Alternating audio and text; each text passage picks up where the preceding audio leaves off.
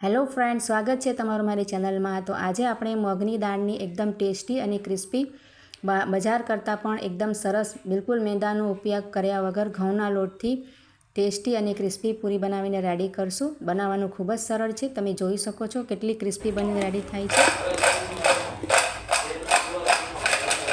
બાળકો માટે કે સાંજે ચા માટે આપણે પહેલેથી બનાવીને ડબ્બામાં સ્ટોર કરીને પણ રાખી શકાય છે। તો ચાલો બનાવવાનું શરૂ કરીએ। તો તેના માટે મેં અહીંયા અડધા કપ મગની દાળ જે પીળી આવે છે તે પલાળી લીધી હતી 1 કલાક પહેલાં। તો દાળ આપણી એકદમ સોફ્ટ થઈ ગઈ છે।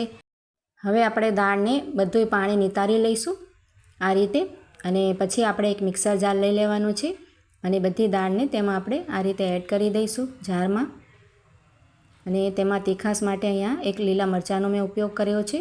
તો તમે બાળકો માટે બનાવતા હો તો મરચાંને સ્કીપ કરી શકો છો।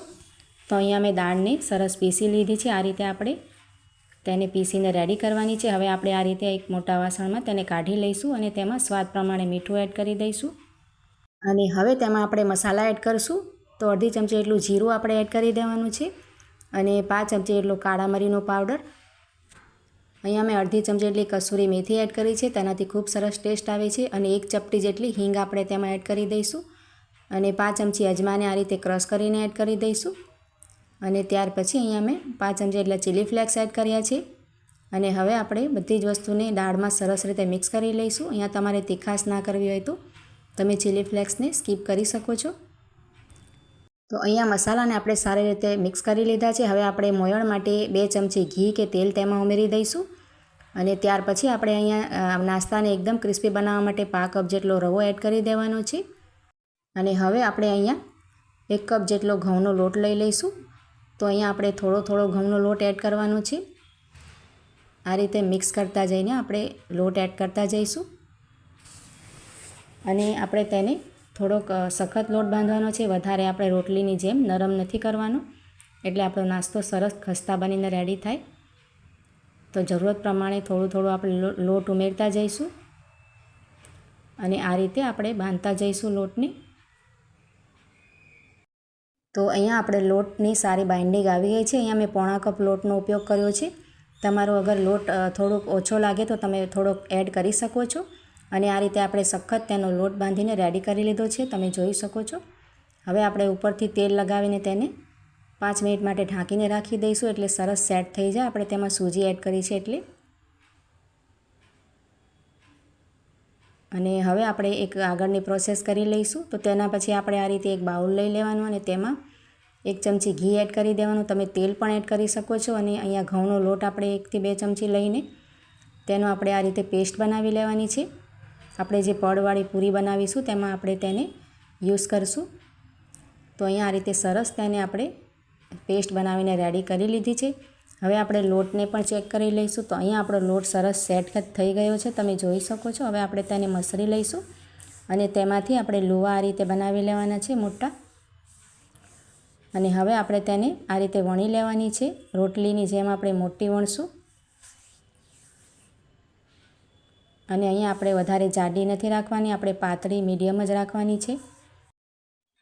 વધારે આપણે જાડી વણીશું તો આપણો જે નાસ્તો છે એ અંદરથી કાચો રહે છે, એટલે અહીંયા મેં મોટી રોટલી વણીને રેડી કરી લીધી છે।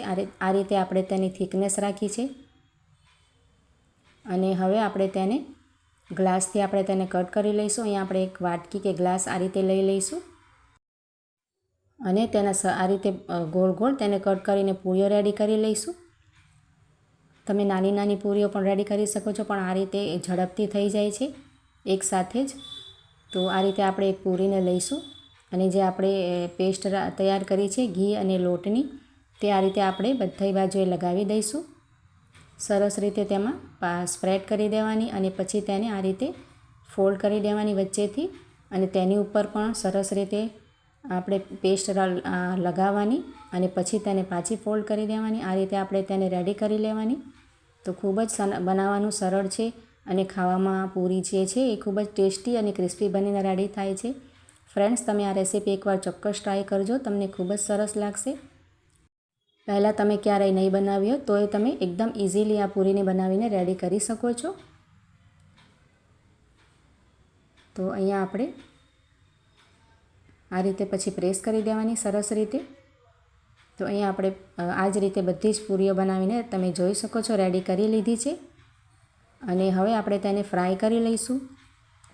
તો તેના માટે આપણે જે તેલ છે તેને વધારે ગરમ નથી કરવાનો, થોડો આ રીતે લાઇટ ગરમ થાય ત્યારે એડ કરવાનો છે.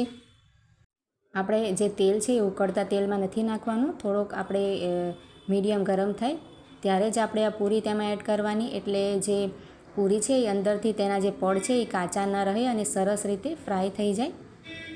તો તમે આ ટ્રીકથી જો પૂરી બનાવશો તો તમારી પૂરી એકદમ બહાર જેવી જ બનશે. અને જ્યારે થોડીક શેકાઈ જાય પછી જ આપણે આ પૂરીઓને ફ્લિપ કરવાની છે. તો એક બાજુથી સરસ કલર આવે અને પૂરી ઉપર આવી જાય પછી આપણે આ રીતે એક કરીને બધી જ પૂરીઓને આપણે ફ્લિપ કરી લઈશું. અને બંને બાજુથી આ રીતે ક્રિસ્પી થાય ત્યાં સુધી આપણે ફ્રાય કરવાની છે, સરસ કલર આવે ત્યાર સુધી. તો તમે આ ટ્રીકથી અગર પૂરીને બનાવશો અને આ જ ટ્રીકથી તેને તળશો તો તમારી પૂરી પર બહાર જેવી જ ક્રિસ્પી બનીને રેડી થશે. આ પૂરીઓને ખાસ તો તળવાની જ ખૂબી હોય છે. તો અહીંયા આપણે જોઈ શકો છો પૂરીઓ બનીને બિલકુલ આ રીતે આપણે ફ્રાય થઈ ગઈ છે. એકદમ ખસ્તા અને એકદમ ટેસ્ટી પૂરીને બહાર જેવી જ બનીને રેડી થઈ છે. તો તમે આ રેસીપી એકવાર ચોક્કસ ટ્રાય કરજો અને જો તમને રેસીપી સારી લાગી હોય તો તેને લાઇક, શેર અને કમેન્ટ જરૂરથી કરી દેજો. અને મારી ચેનલ પર જો તમે નવા હો તો ચેનલને સબસ્ક્રાઈબ કરી આપજો. તો અહીંયા તેનું ટેક્સચર તમે જોઈ શકો છો, એકદમ ખસ્તા બનીને રેડી થાય છે.